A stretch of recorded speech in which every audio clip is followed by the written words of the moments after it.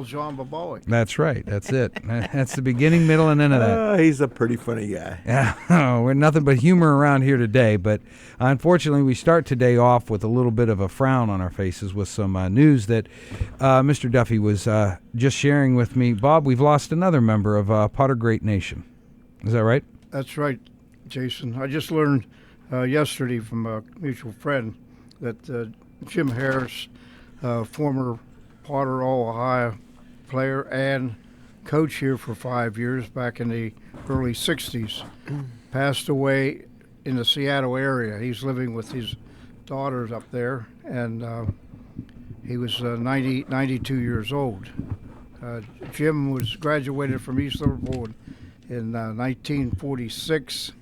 He was a first-team All-Ohio that year and also led the Potters to the Final Four. The finals were played in Toledo that year. He scored 412 points his senior year to set a school record at that time. After high school, he went to Ohio State and started as a sophomore, and then after his junior and senior year, transferred to Baldwin Wallace, where he was the leading scorer and a standout for the Yellow Jackets. My condolences, of course, to his family. What a resume that is. What an incredible resume. I didn't know Coach Harris. I met him once. My high school coach coached with him up here, Coach Dawson, and he had nothing but good things to say about him, about what he taught him, and it's a sad day for Potter Nation. Yeah, it's amazing when you read those resumes as to what these gentlemen accomplished back in the day, and you think about all the hurdles now for our students and our athletes to be able to go through, and it's tough. It's very tough for them to be able to make it through all the hurdles and all the steps, and yet it was just as tough back then. Nothing made it any easier. It just shows us it still can be done. I just like to think what if those guys could have coached today with the restrictions and everything that goes on with the outside influences, and I like to think they could, because everything's the same. You got to put the ball in the basket. You got to be able to play defense, and but you never know. So again, good guy, and he'll be missed. What is the one thing, Mr. Duffy, that separates basketball from then and basketball today, short of the hype? We know that there's so much exposure with, let's face it, my program, PNN, we shoot Potter basketball. It's available on YouTube days after that game is played. People get to watch it. It's a thing that wasn't invented back in the day, but there was still just as much hype. There was writing in the newspaper, pictures being taken. So what made playing basketball then different from playing today? And coaching, what's the difference? Those coaches, and they were from the old school, but basically nothing's changed. Basketball's got a lot faster. The three-point arc, it's a much faster game than it was before. Many rule changes, of course. They used to have what they called the 3-second rule in the lane to keep the big guys away from the basket. It's still in the books, but they never call it. Do you ever see it called, John, or do you call it much when you're officiating? I may be the only person that does call it. I don't know. The frustrating thing about it when you're officiating and you're sitting there and people in the stands a lot of times don't know the rules, and they'll be yelling, "That's 3 seconds. That's 3 seconds," and realizing that once a shot's taken, you start to count all over again. Yes. People don't understand that, and and then you can't get yourself in a position where you like to think, or they like to think that you called 3 seconds because they pointed it out to you that it was happening. And I generally tell the kids that are sitting there, especially I do a lot of junior high games, and I sit there and tell them, hey, get out of there, get out of there, get out of there, and if they they listen to you, they take a step out and then come back in, and if they don't, then usually you get to 5, and if they're there in 5 and they're still hanging in there, I'll call it. Right. So it's still a game. It's still put the basket in the hoop. It's Well- still pass the ball to each other. It's still dribble the ball. And I think if I were to say anything, it would be the tenacity of it has Well, changed just a little bit. Duff hit it on it a little bit with the 3-point line. I mean, that the game's changed so much because of that. And it's sometimes I know when you sit there and you watch a game, and I watched a couple high school games over the weekend, and there's an old adage when you were coaching that you live by the 3 and you're going to die by the 3. And if you make them, then you're going to be successful, and if you don't, then you're going to struggle. And it's frustrating, and kids don't understand that. Some nights you're just not going to put the ball in the basket. So if you're not going to put it in the basket from there, then you got to move in where the shot's a little closer. And it's frustrating for coaches. And those shots look good, and I mean they're open and they're available. But when they're not going in, you got to get a little closer. Got to get a little bit closer. Give up that 3. Well, we hope the Harris family the very best. Our condolences do go out to them. And again, we lost another great coach that here at from the Potters, and who's coached one of the greatest players, Kenny Cunningham, to ever take a basketball onto a basketball court. That's correct. I mean, ever and anywhere. Simple as that. We also are dealing with a little bit of woes on the basketball court today, and that is losing 4 of their games straight. The Potters played 4 out of the last 5 days and have lost those 4 games. They're heading to Beaver Local at the Beaver Dome tomorrow night. It's the home-to-home trade-off that we always have with Beaver Local. We really poured it on to Beaver Local when they were here at home, and I'm wondering what wheels need to be tightened. I don't think they've fallen completely off the cart, but they definitely need to be tightened up, and hopefully Coach Connolly's going to look under the hood and see what needs to be fixed. Duff, John, what's going on out there, bud? What's causing this?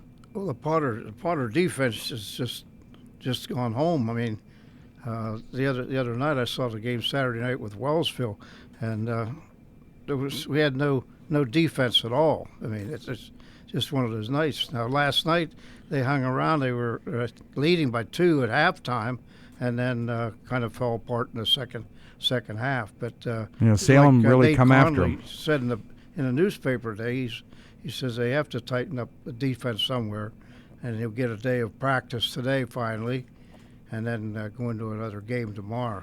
So you come out strong against a team like Wellsville, and a very strong team, coached wonderfully by Bug Thompson, has been there for 26 years coaching, and finishing up his 26th year here in just a couple weeks. Bug has his kids come down hard and fast on the offense. They're passing on the inside lane. Your 2 best players out on the floor that night begin to play tough defense. The whistles blow, and you have your 2 best guys with 2 fouls within the first 3 minutes of the game. Coach, what do you do about that to change that up? You're playing a tough defense, but your guys are being called for the fouls. How do you keep up a strict, hard defense and yet not play into the fouls? I tell you what, I watched the game. Talking to Duff the other day down there about it. We watched the game Saturday night. I mean, the first time down the floor, Wellsville's got the ball. They've got a kid on the perimeter, 6'4" kid, a kid by the name of Hinkle. I'm gonna sit back there. I'm gonna let him shoot the ball as much as he wants from there. Because if he shoots the ball 20 times, he's gonna make maybe 5, maybe. Gotcha. And we hammer him. I mean, he's not even shooting the ball, and we hammer him and get the ball out of bounds. So then they go on the other side of the floor. He rotates. He runs the baseline. He goes to the other side of the floor. And we got a guy, he goes up to shoot the ball, which I'm going to let him shoot it. The one adage about coaching, the cardinal sin is don't foul a jump shooter. Make him make the shot. We hammered him. He makes all 3. Potters come down, they get a basket. It's 3-2. Wellsville goes up and scores. That's as close as we got.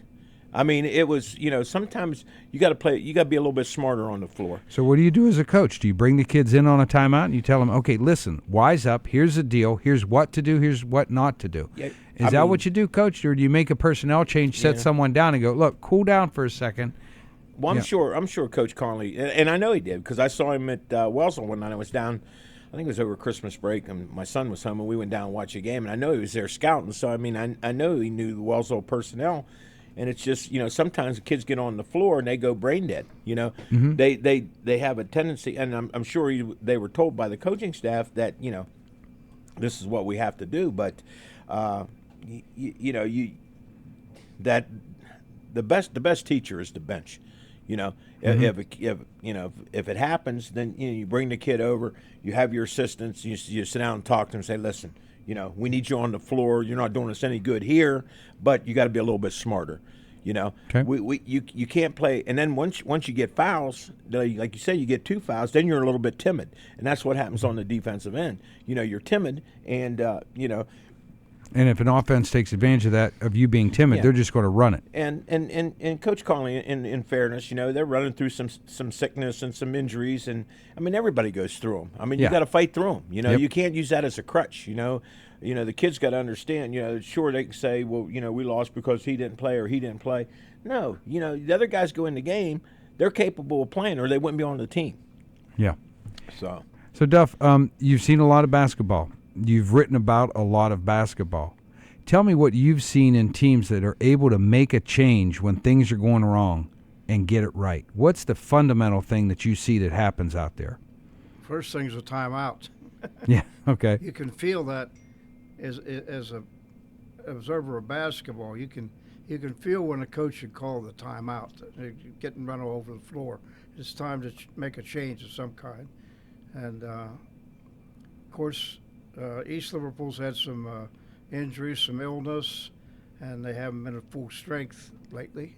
But like I said before, and John mentioned it, the defense. Mm-hmm. It starts with defense.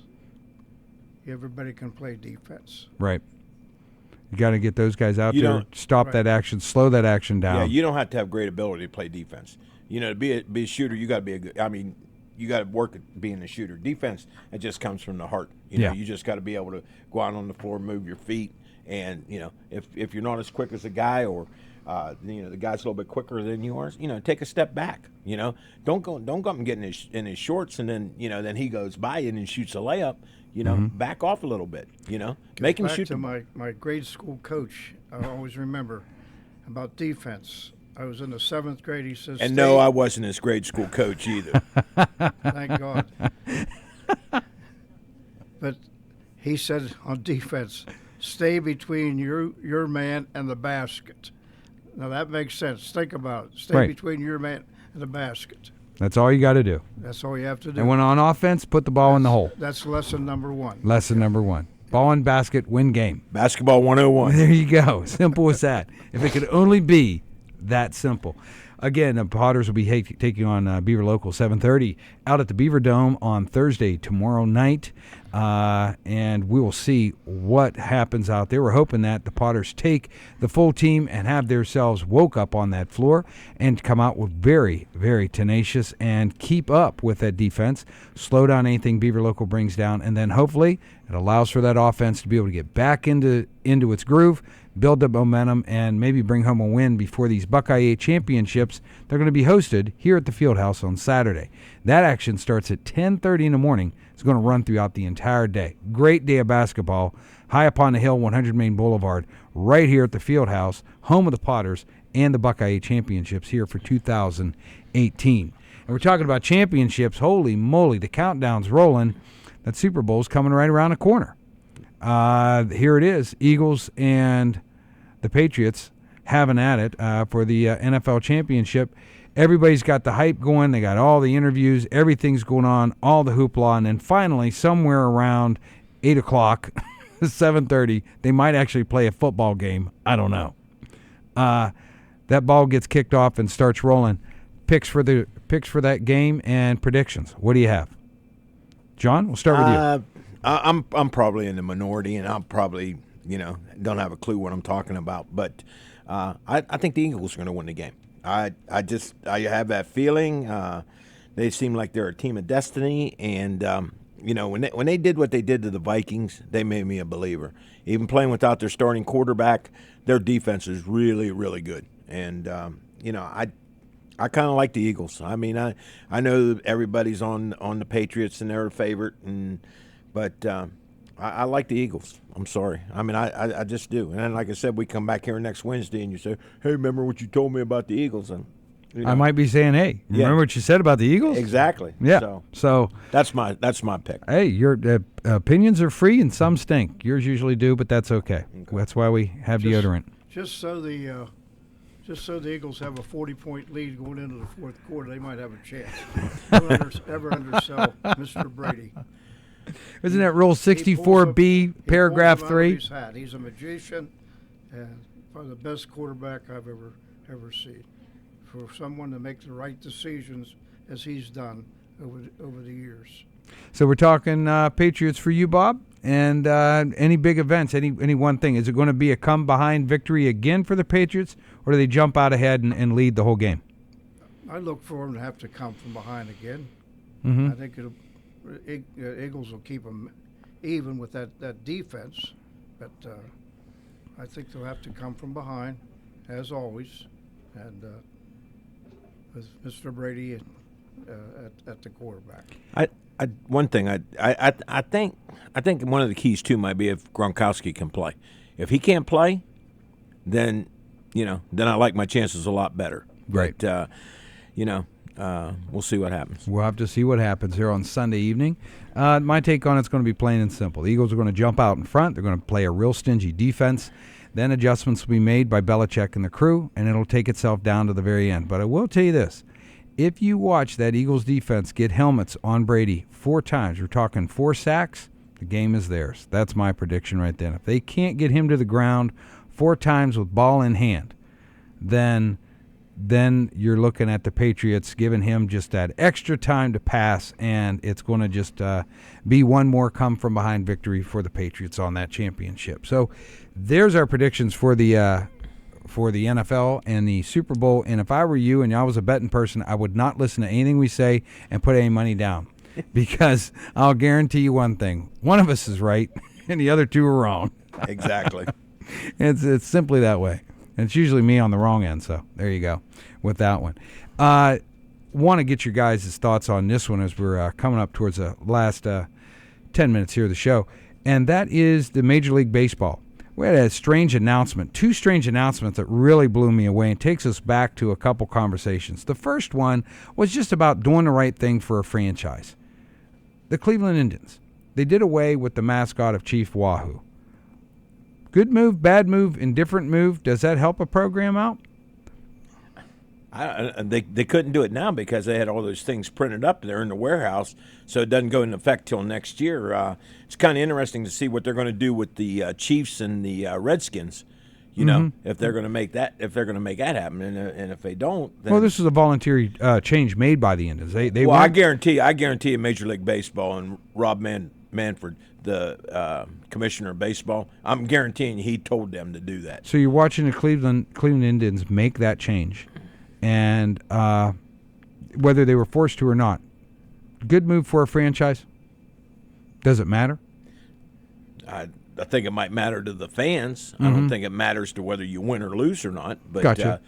I mean, Okay. I didn't think it was an offensive. But again, I'm not an Indian either, so I mean, I'm Polish and Czech, so I'm sure if they put a Polak on there doing something stupid, then I might take offense to that. But all right. So the question now goes to another move that happened in Major League Baseball. Not really on the field. Matter of fact, it's completely removed from it, but it sure did sound funny. If you didn't read the paper, folks at home, or you didn't see some of the news reports, Mr. Nutting, who is the owner of our local papers, of the Review and the Journal, as well as the Herald Star and many of the other newspapers around, happens to also own Seven Springs and Hidden Valley, 2 ski resorts right next to each other, who also happens to own the Pittsburgh Pirates, decided to make one other purchase. Just after losing star players of Garrett Cole, Andrew McCutchen, word has it Josh Harrison's on his way out the door as well, decides to buy the largest and most expensive newspaper in West Virginia the other day. Charleston Mail. The Charleston Mail. Right. I thought it was the Chester Gazette. Charleston Mail beats it out just by a couple hundred in circulation. Okay. Right. But he paid a hefty few $1 million for this. We're talking excess of, I believe it was $12.7 million on that transaction. I'm going to look that up to verify Well, it. I'm sure he took it from the revenue sharing money he got from Major League That's Baseball. what I was just going to say. Doesn't this sound quite They said reflective of what we just got done talking about as to why they were making these moves? To pad his pockets? There was a thing last week that there was an investigation with them and the Marlins about, what they were doing with that revenue sharing money. Now, I haven't heard anything about it this week. You, Duff? No, it's kind of died off a little bit. The Marlins, I guess, had more infractions than the Pirates, but nevertheless, there hadn't been any more said. Yeah, but the about Marlins aren't hiding it. They're telling you they're rebuilding. They're telling you that they know they're not going to win this year. They know that. The Right. Pirates, they're what's his name, Huntington, the general manager. Oh, we're going to compete. They're not going to compete. They're crazy. If they think they're going to compete, they're nuts. Tell me that in July, Exactly. middle of July. Tell me you're competing. And then go out and see if you help yourself to make the franchise better. You go out and buy a part that's and Duff and I talked about this the other night that are the Milwaukee Brewers, am I missing something? Are they a small market team? Yes. Yes. And they were one game out of the playoffs last year, so what do? They go out and spend some money, and they're not done. Right. I mean, they go out and get Yelich from the Marlins, good player, give up their top prospect, and that's the thing that irritates me or gets me about the prospects. Just burns you up. Well, Makes you feel terrible. yeah, terrible, absolutely terrible. Those guys haven't proven anything. They may not be a great player. Just because you're a number one draft pick doesn't guarantee you success in the major leagues. And so the Pirates, well, we don't want to give up our draft picks, or we don't want to give up our young kids. They haven't proven anything. If they're not in the Meadows kid, they keep saying he's a great player. He's been in the minors. He's going to start in the minors again this year. I mean, come on. He didn't hit in the minors, though. Yeah, he's always hurt. Yeah. He's always hurt. You got to keep him on the field. That's You exactly mentioned it. Milwaukee. Milwaukee's overcrowded in the outfield now, so they moved Braun, the left fielder, to first base. He's going to start off spring training playing first base. Well, and Duff's a big baseball guy, and so am I. But here's a perfect example about the Brewers, what they did last year. They traded a relief pitcher they had that was a pretty good player. I think his cousin substitute teaches down here, Mr. Thorne. They traded Thornburg to the Red Sox for Travis Shaw. Okay, Travis Shaw hit 34 or 33 home runs, knocked in over 100, had 40 doubles, and how many innings do you think Thornburg pitched for the Red Sox last year? 4. He pitched absolutely 0 innings. Didn't get on the field. Got hurt. I was only 4 off. Yes. Blew out his shoulder. Didn't play. And the Brewers got a good player. I mean, they got a guy that can hit the ball out of the park. And the Pirates couldn't have made that trade. They couldn't have gave up, one of their players to get that kid. Exactly. And they had their first base. And he plays third base also. They could have put him at third. But no, not the Pirates. No, we can't do that. Can't do that because we don't have the money, and yet we're going to be able to do this, and he's investing in his newspaper. They own over 40 daily newspapers, has these resorts, has the Pittsburgh Pirates, and the question just simply is this owner truly thinking about baseball and the best of the fans? And that's what has me. I'm really, really worried about it. I wish we were back to some old school type of owners that want to see something betterment for a community, not just betterment for a team or better for their pockets. That's something that really has me confused about it. You have baseball men and you have businessmen. Exactly. He's a businessman. What about newsmen, Bob? What about these sports reporters out there? You had a beat, we'll just call it back in the day. What was the difference about these guys? Are they as tenacious? Are they as willing to dig for the facts and to get the true story? Or do we find that today's reporters back off too fast? Who was tougher? Well, you have, in going back so many years, right after television, you didn't have the coverage you have now. I mean, you have television. Yeah. Everybody has 5 or 6 different networks going on at one time and covering one game. I mean, and everybody's up to date on everything. Sure. In the old days, you depended on the newspaper. I mean, right. And did that were those newspaper writers as strong and as tough as these paper writers or these news reporters today? They were stronger then. Why? Did they have to be because of competition? Well, they were the voice more or less for the fans, and they were more objective, and I believe that there was a lot of difference then. I don't think the writers now cover it as they did in those days. I'm going to let you know, I agree with you 100%. That's why I threw that question out there. I was absolutely taken back by the media show that the NFL has every year before the Super Bowl, where they have this crazy, it's a circus of interviews going on with these players, and every reporter has access to talk to the players. They ask some of the craziest, most idiotic things that have nothing to do with it. The players have a week to be able to prepare for the game. In my mind, one interview, one day, 1 week before the game, and then that's it. Then it's up to the sports writers, the beat writers, it's up to the reporters themselves to go and get an interview if someone's willing to give it to you. Other than that, you're not allowed in near the stadium or near the players. Yeah. It's up to you. And that, to me, is the tenacity that shows someone who wants to get a story and wants to get it right. I think these reporters today are a little bit relaxed and also afraid that they're going to offend the front office or something and be shut out, not being able to report something. But the Pirates are a perfect example. They have all these yes guys. I don't know, Bob listens to it too. We listen to 93.7 The Fan out of Pittsburgh, and they broadcast the games. Well, everybody got on. Frank Coonley got on last week on KDK. He's the president of baseball operations for the Pirates.